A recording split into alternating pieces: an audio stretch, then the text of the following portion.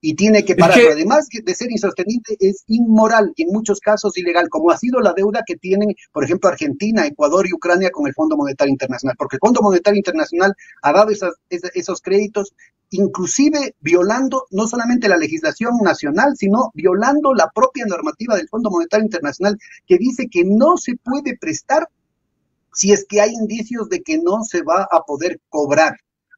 claro, claro. Ahora, En el caso Pedro, Pedro, de la carta de intención con el Ecuador es clarísimo. El propio Fondo Monetario Internacional pone dudas de que el Estado ecuatoriano pueda pagar esa deuda. De hecho, para ponerte con esto a cabo, en el año, este año, en la proforma presupuestaria de este año, están destinados 11.300 millones de dólares, el 40% de todos los ingresos del Estado al pago de la deuda externa. Y la deuda no baja.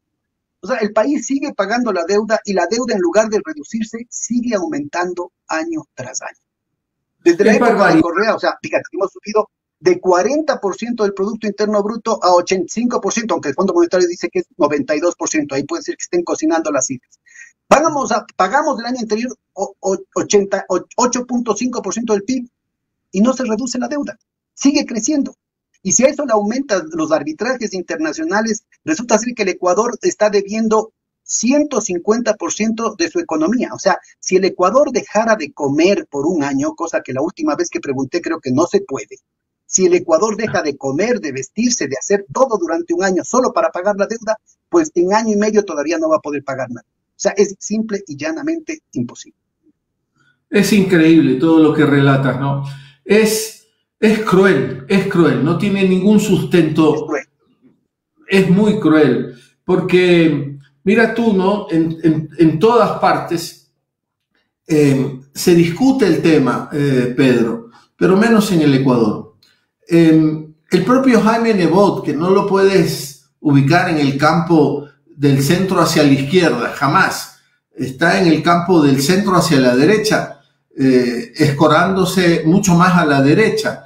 Nebot decía el otro día, yo se lo escuché en un noticiero o en algún programa de opinión. ¿Te acuerdas el escándalo que se hizo cuando en el gobierno de Correa la deuda pública representaba el 40% del Producto Interno Bruto? ¡Qué horror, qué barbaridad, qué porcentaje tan grande! Ahora representa cerca, corrígeme si estoy mal, Pedro, representa cerca del 90% la deuda pública del Producto Interno Bruto. Y Nebot decía, Nebot se preguntaba, ¿ha crecido la deuda externa tanto, ¿no? En el caso ecuatoriano, ¿no? Pero, ¿en dónde está esa deuda externa? Porque en el caso de Correa, la deuda externa se la podía ver, por ejemplo, en la inversión pública, en la infraestructura, en todo lo que se hizo de obra pública en la época de Correa. Crece la deuda ahora desde los gobiernos neoliberales y no hay obra pública. ¿A dónde se fue esa plata? ¿A dónde se fue esa plata, Pedro? Bueno, esto es tremendamente ilegal. Por un ejemplo justo del Fondo Monetario Internacional. Acaba el gobierno de Correa con cero endeudamiento con el Fondo Monetario Internacional. O sea, ni un solo dólar. Ahora está en más de 11.000 millones de dólares. Y la pregunta es, ¿dónde está? Cuando de manera explícita el Código Orgánico de Planificación y Finanzas Públicas exige que solo puede haber endeudamiento externo por parte del Estado para construcción de obra pública, para generar activos productivos. ¿Dónde está? Como tú bien dices. Y toda esa plata, ¿no es cierto?, se ha esfumado. Entonces, para tener una idea, se hizo toda una laraca, fue toda una payasada en el que participó no solamente los medios de comunicación y los políticos, sino también la academia y una cantidad de economistas que dan una reputación así, de que hoy nunca el Ecuador ha estado tan endeudado y al contrario, mira, justamente con la auditoría de la deuda que se hizo en el año 2008, se logró una reducción importantísima, no solamente del servicio de la deuda, sino del stock, del monto de la deuda externa, que permitió llegar al finales del gobierno de Correa con un 40%, a pesar de que aquí hubo el fenómeno del Niño, los terremotos, la caída de los precios del petróleo y de todas las exportaciones y todo, digamos, la tormenta perfecta. El promedio latinoamericano en el 2017 era del 63% del Producto Interno Bruto, en el Ecuador fue del 40%. Después cambiaron la ley yéndose en contra inclusive de la metodología del Fondo Monetario Internacional y llegaron al 42%. Mira, Pasaron los años con los gobiernos supuestamente responsables, con todos los gurús de la economía haciendo coro, ¿no es cierto?, hablando de las maravillas que se estaban haciendo con estas políticas de ajuste, perjudicando al pueblo ecuatoriano, matando empleo, destruyendo tejido productivo, matando empresas, matando economía popular y solidaria. Y resulta ser que más que se duplica la deuda externa. Pasamos de 42 a 90% del Producto Interno Bruto, cuando a nivel latinoamericano se pasó de 63, o sea, un nivel que era mayor que el que tenía el Ecuador al final del gobierno de Correa, o ponerlo al revés, el gobierno de Correa era más de 20 puntos por debajo del promedio latinoamericano. Ahora el resto de América Latina tiene un endeudamiento del 75% y el caso del Ecuador es más del 90%. Pero lo que yo subrayaría es un tema que es todavía más grave, Javier, porque parte de esta cantinflesca ordalía en torno a la cuestión neoliberal es el recibir con bombos y platillos, e inclusive yéndose en contra de la Constitución y de pronunciamientos populares contundentes, repetidos en contra de los arbitrajes internacionales. El Ecuador sigue sometiéndose a arbitrajes internacionales en las que siempre pierde. La propia Procuraduría tiene una estimación de que va a ser como 57,000 millones de dólares en pagos por estos arbitrajes internacionales, o sea, es 60% más. O sea, en total, entre la deuda formal tradicional y este nuevo tipo de deuda que viene, llaman eufemísticamente, de nuevo el tema de la programación neurolingüística, le llaman como pasivos contingentes. Entonces resulta ser que ahora estamos endeudados en el 150% del PIB. ¿Cómo va a poder sostener la economía esta situación? Pero no acaba ahí la cuestión. En el último año, después del pronunciamiento en consulta popular, ¿no es cierto?, se dice que no a los arbitrajes internacionales, y resulta ser que el Ecuador la Procuraduría sigue dando autorizaciones para que los contratos públicos, incluyendo, por ejemplo, el tema de las barcazas, incluyendo probablemente este atraco que es la privatización del campo Sacha, pues tiene que seguirse dando con arbitrajes internacionales. Es probable que todo este festín y todo este fiasco que se dio con Progen, ¿no es cierto?, en que ya se adelantó la plata y no hay los equipos, también tengo un arbitraje internacional. Entonces no solamente que se llevan la plata, no tenemos los equipos, sino que nos va a tocar pagarles de indemnización.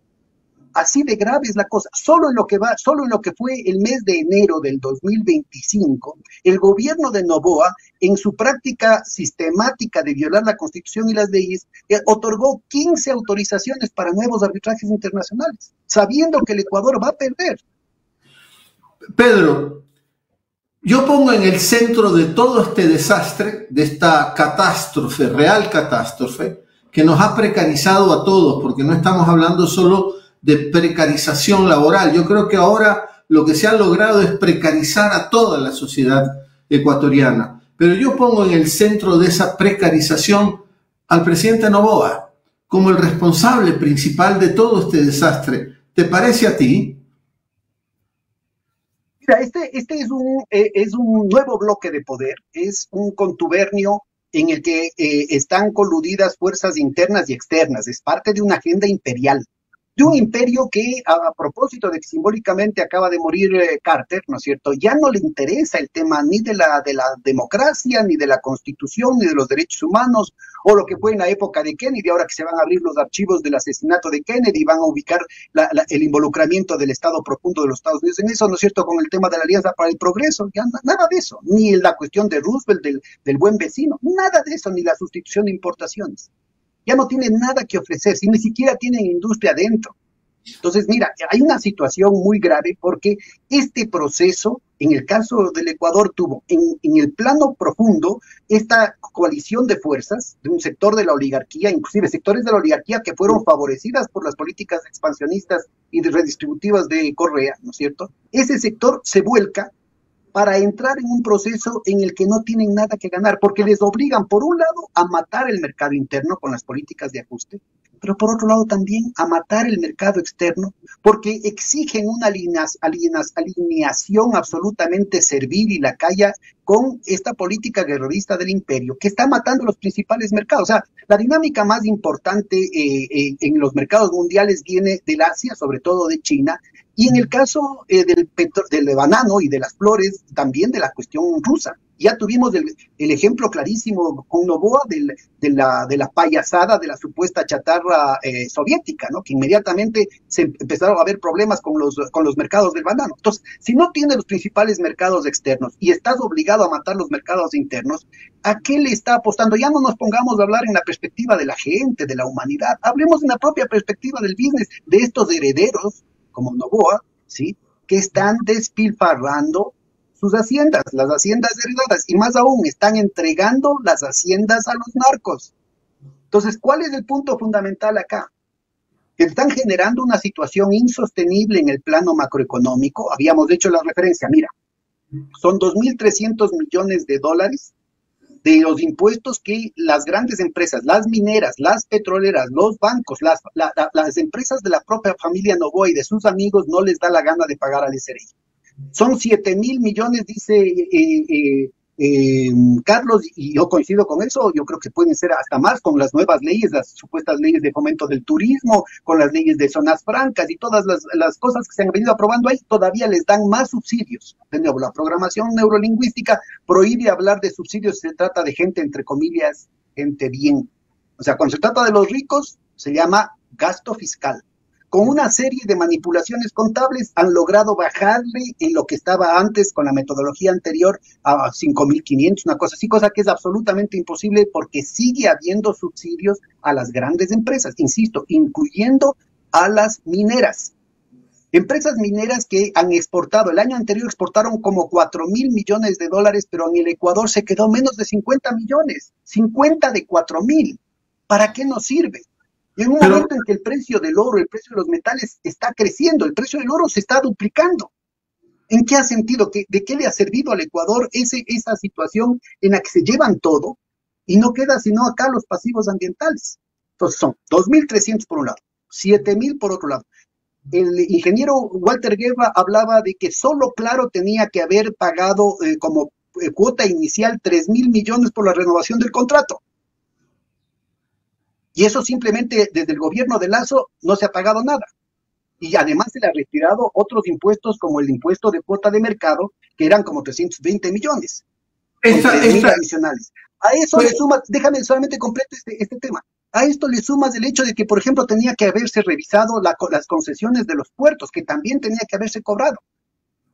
Y más aún cuando se trata que desde esos puertos, ¿no es cierto?, han salido los embarques de banano con cocaína que han sido capturados en Europa y que hasta ahora, y con total opacidad, ¿no es cierto?, no dicen cuál es la empresa bananera exportadora, cuáles son los barcos de esas empresas que están llevando la droga, cuáles son los puertos en los que se contamina con la droga, cuáles son los bancos a través de los cuales se hace el lavado del dinero. Cosas que deberían ser absolutamente transparentes. Entonces, cuando vos me dices, es Novoa nomás, yo te digo, no, es todo este bloque de poder que viene desde la traición de Moreno, el gobierno de Lazo, el gobierno de Novoa, y que involucra a partidos, dirigentes e intelectuales que estuvieron socavando, inclusive desde posiciones supuestamente revolucionarias, este programa que lo que ha hecho, esta agenda nefasta que lo que ha hecho es destruir el Estado ecuatoriano. Como bien mencionabas vos, no solamente se trata de una precarización laboral, es un proceso de degradación de las instituciones, de vaciamiento de la democracia, de destrucción del tejido productivo, que va a ser muy difícil recuperar, porque buena parte de eso, ¿no es cierto?, ese espacio en el que ha ido cediendo terreno el Estado, las instituciones del Estado, la salud, la educación, el bienestar social, todas esas zonas donde ya el trabajo decente, ¿no es cierto?, se ha convertido en una frustración y en un vedado para la gente común, todos esos espacios los va ganando el narco. Los va ganando el narco con una cultura de violencia, va destrozando el alma, sobre todo de los jóvenes que caen en esta tentación, van rompiendo las condiciones de convivencia desde el barrio, no se diga a nivel nacional, van deteriorando las condiciones de la política y salir de esto es urgente. Estamos, yo creo, todavía a tiempo. Yo creo que si es que en estas elecciones no se logra generar, ¿no es cierto?, un sacudón en la conciencia de los ecuatorianos, este no es un problema de correístas y anticorreístas, este es un problema de a dónde están llevando al país. Y la cuestión es bien sencilla. A ver, si se quiere resolver el problema de la droga, no se requiere que un soldado le ponga la bota en la cara de un niño de 11 años. Basta con que cuiden las fronteras, porque el Ecuador no produce la droga ni en el plano agrícola ni en el procesamiento industrial. No hay aquí producción de droga, tiene que necesariamente venir cargamentos específicos y son grandes. Tiene que saberse cuál es la empresa que exporta la droga, tiene que saberse en qué barcos, quiénes son los dueños de esos barcos, tiene que saberse desde qué puertos, porque son 3 puertos los que han descubierto a nivel internacional y que aquí no se los menciona, cuáles son los operadores de esos puertos. Tiene que saberse cuál es el mando militar a cargo de esa situación, cuál es el mando policial a cargo de esa zona, cuál es el mando civil a cargo de esa zona, y tienen que dar cuentas al país. Tienen que dar cuentas al país los bancos que han estado involucrados con esta situación, como el Banco de Guayaquil, ¿no es cierto?, en sus relaciones con los amigos del difunto señor Cherres. Entonces, yo creo que es fundamental el que inclusive estas empresas, ¿no es cierto?, por su propio bien salgan a decir, nosotros no tenemos nada que hacer, no tenemos nada que hacer con el tráfico de drogas, y hemos dicho todo esto para parar cualquier posibilidad. Entonces, sí, que se diga públicamente cuáles son las empresas que han sido trincadas una y otra vez en lo mismo, y que se planteen aquí responsabilidades.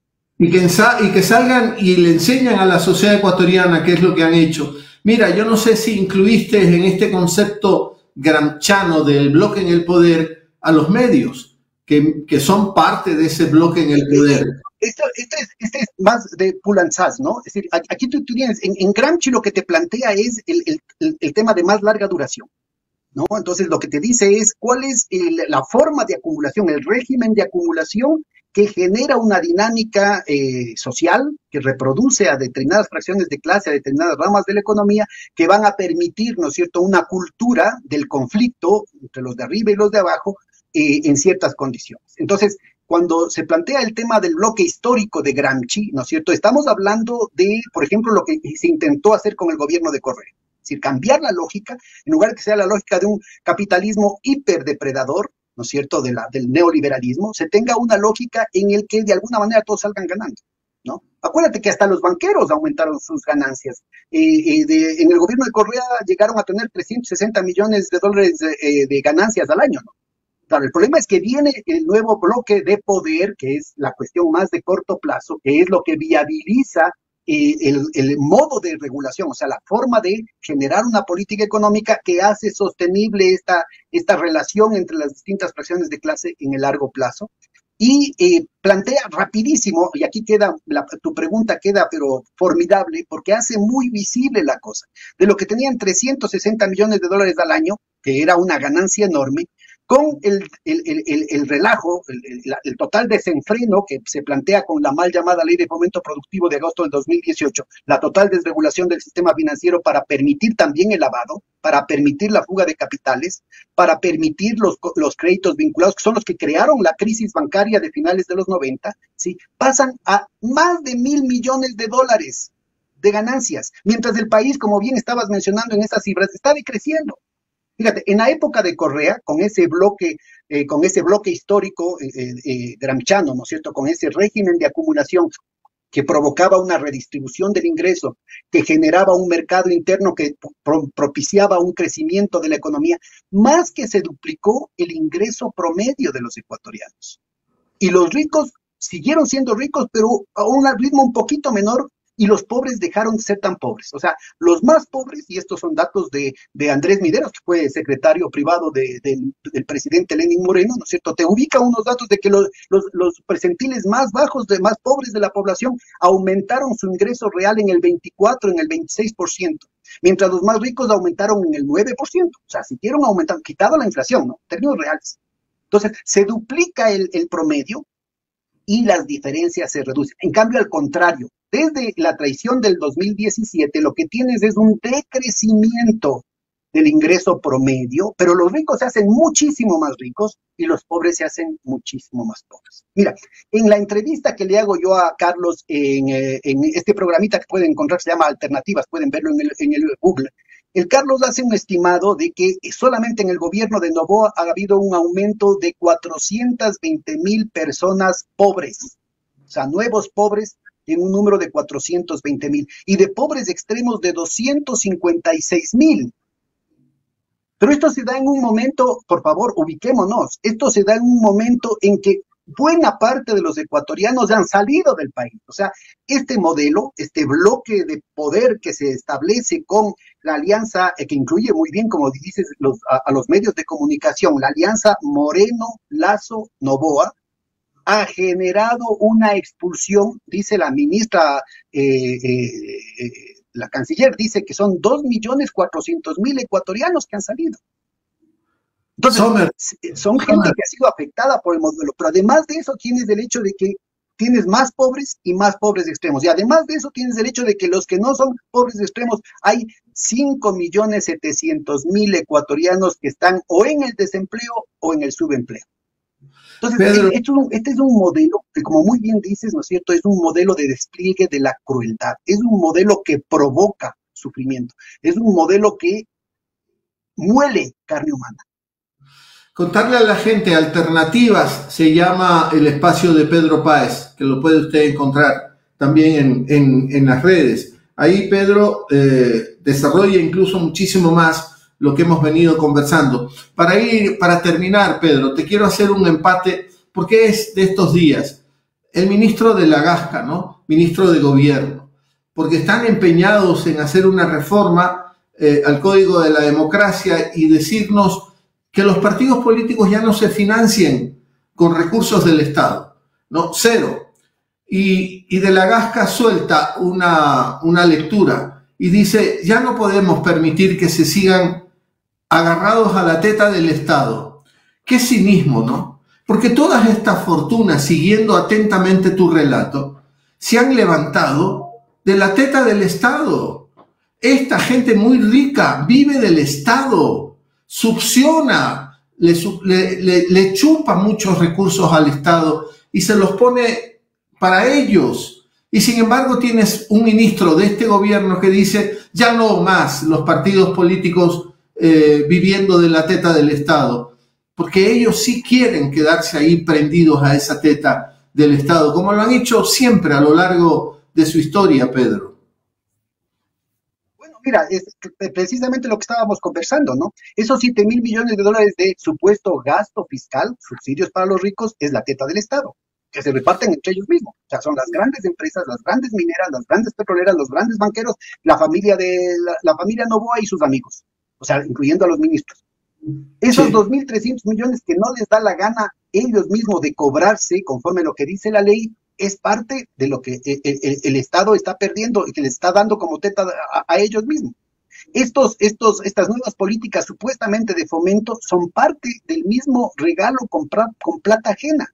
El hecho de que no se le cobre a Claro, a Movistar, la renovación de los contratos, el hecho de que no se cobre también los nuevos contratos de concesión de los puertos, el hecho de que se quiera privatizar Sacha, el hecho de que se haya regalado la plata del oleoducto de crudos pesados, el hecho de todo lo que se ha discutido en la cuestión de la importación de derivados, el escándalo de Petronovoa, por favor, es evidente que en todo esto hay el lucro de parte de cierto sector oligárquico de los recursos del Estado. En definitiva, la plata que ellos se llevan, la plata que ellos no pagan, es la plata que no hay en los hospitales, que no hay en las escuelas, que no están componiendo calles, que no está generando empleo.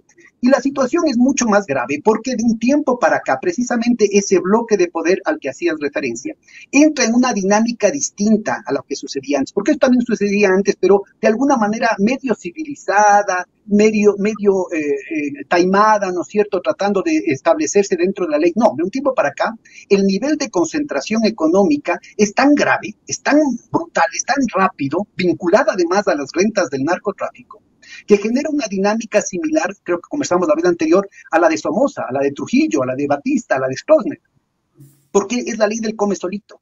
¿Sí? O sea, el nivel de concentración es tan brutal que ya no pueden mantener las buenas maneras y tienen que entrar con todo el aparato del Estado a reprimir ya no solamente a los trabajadores, ya no solamente a los movimientos sociales, ya no solamente a los correístas, no solamente a los indígenas, sino también a propios sectores de la oligarquía, por ganancia personal, dejan de haber reglas del juego, ¿no es cierto?, que se establecen en un Estado burgués justamente para permitir que todos los sectores entren en competencia y empieza a ubicarse, como el caso de Petro Noboa y la bronca con el alcalde de Guayaquil, ¿no es cierto?, en problemas familiares. La asignación de a quién se gana la licitación para favorecer a su familia. El tema de Oloncito, ¿no es cierto?, para favorecer a su familia y a sus amiguitos. El caso de la licitación la alimentación de las cárceles, ¿no es cierto?, descalificar al otro, inclusive acusarle de que son narcoterroristas para quedarse ellos. Y la bronca en contra de Topic, la bronca en contra de la ex mujer y de la familia. Sí, estamos hablando de toda la eliminación de los contratos de la familia Goldbaum, ¿no? Estamos hablando de una familia muy importante, de mucho poder, inclusive su padre fue en algún momento candidato presidencial por el Partido Liberal, es decir, estamos hablando ya en una situación en la que va a haber una dinámica mafiosa dentro del propio bloque de poder. ¿Por qué es tan importante? Esto no es un problema, está involucrando sin duda las características personales del mandatario de turno, tanto Lasso anteriormente como Noboa ahora. El caso de Moreno era tan de segunda que ni siquiera contaba, ¿no es cierto? Realmente los que estaban manejando las cosas eran otros. ¿Por qué es tan importante hacerlo? Porque si no ejercen la violencia, si no se imponen inclusive con formas simbólicas de humillación, pues el rato de los ratos, o sea, el rato que ya tienen repartido el pastel, ¿no es cierto?, el rato que ya tienen repartido el botín, a último momento se quema el pan en el horno, porque a último momento sabe que pueden hacer una pataleada y reclamar un pedacito más del pastel. Esto pasó en la época, acuérdate, cuando Santiago Cuesta Caputi, Banco de Guayaquil, salió a decir, pero ya no jorobes, ya nos repartimos, al fulanito le tocaba la refinería, al sutanito le tocaba el campo Sacha, al menganito le tocaba el Banco del Pacífico, al perencejo le tocaba el IES, al otro fulano le tocaba CNT y así por el estilo. Y tuvo que salir, ¿no?, por hilo de lengua. Bueno, lo mismo pasó en el caso de Lasso. Con Lasso, las filtraciones y el hecho de que algunos canales, recordemos, Ecuavisa dicen que está bajo la influencia del Banco de Guayaquil, Teleamazonas bajo la influencia del Banco del Pichincha, ¿no es cierto? Y los canales de incautados siguen siendo propiedad por debajo de la mesa de los diseños. Entonces, se sigue jugando ese juego, el rato de los ratos, ¿no es cierto? De pronto se acuerdan de que ha habido, como en el caso que estamos viendo de Primicias, ¿no es cierto?, de que han estado mintiendo los datos respecto a lo que significaba el negociado de la privatización de Sacha, y resulta ser que ha sido 87% para la compañía privada y solamente 12.5% para el Estado. Entonces, queda desvelado el latrocinio. Y quedan estas situaciones, solamente se encargan de hacer las denuncias, ¿no es cierto?, porque son parte del mismo bloque de poder, la complicidad, no solamente de los medios de comunicación, sino también de la cadena. Y ahora está atravesado por un elemento adicional, que es esta bronca mundial que está dando en el centro del imperio, esta guerra financiera secreta en el centro del imperio que aparece públicamente a través de gente como Trump y Elon Musk, ¿no? Caso concreto de aquí, es clarísimo que, por ejemplo, el Expreso empieza a ponerse crítico con alguien a quien venían defendiendo hasta de cosas obscenamente indefendibles, simplemente porque ellos dicen que tienen más derecho de tomarse una fotito con el señor Trump que Noboa, porque recordemos que Noboa, ¿no es cierto?, estaba muy alineado igualito a Milei.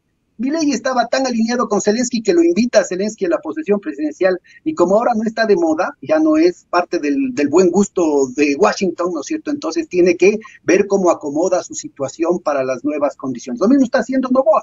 Noboa, que estaba más bien muy vinculado con la línea, y acuérdense el tema de la payasada de la chatarra, la supuesta chatarra soviética, ¿no es cierto?, era la alineación brutal con la guerra de Ucrania, ¿no es cierto?, la guerra contra Rusia, y ahora, ¿no es cierto?, tiene que ver cómo acomoda sus trastes para que empate con la nueva política de Trump, antes de que le retiren también la alfombra de debajo de los pies, como hicieron en el caso de Lasso.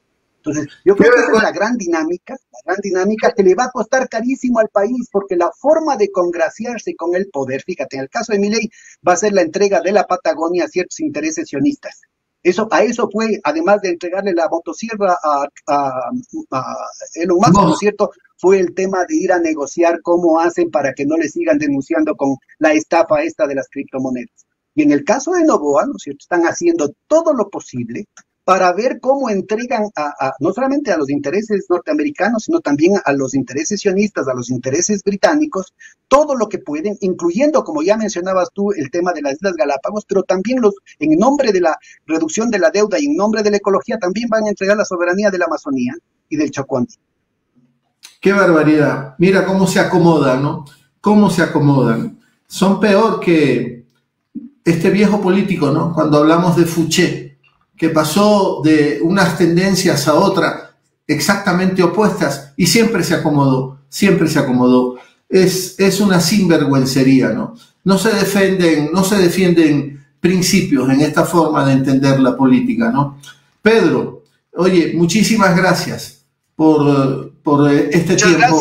Muchas gracias. Y ahí queda un montón de tareas. Ojalá podamos contar contigo en la asamblea precisamente para que puedas poner el dedo en la llaga. Es indispensable que ahora sí empecemos a cuidar de nuestro país y que lo mimemos con mucho cariño para ver si salimos adelante.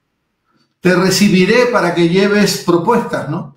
Porque el asambleísta no es un genio que tiene que saber de todo. El asambleísta tiene que saber convocar a la gente que tiene que hablar en determinados temas, ¿no? Esa es la clave. Bueno, ahí tenemos una primera tarea, exigir que se digan cuáles son las empresas que han estado exportando banano con cocaína, cuáles son las empresas que han estado transportando esa cocaína, cuáles son desde qué puerto se ha ido embarcando esa cocaína, cuáles son los bancos que han estado haciendo el lavado con esas transacciones. Eso hay que exigir que se haga público. Sencillito, ¿no? Pero ahí se juega la vida de todo el mundo, ¿no? La vida del país. No, porque ahí la ley orgánica de transparencia y acceso a la información pública exige, bajo pena de destitución, exige que los funcionarios públicos entreguen la información que no está estrictamente determinada como reservada por la ley.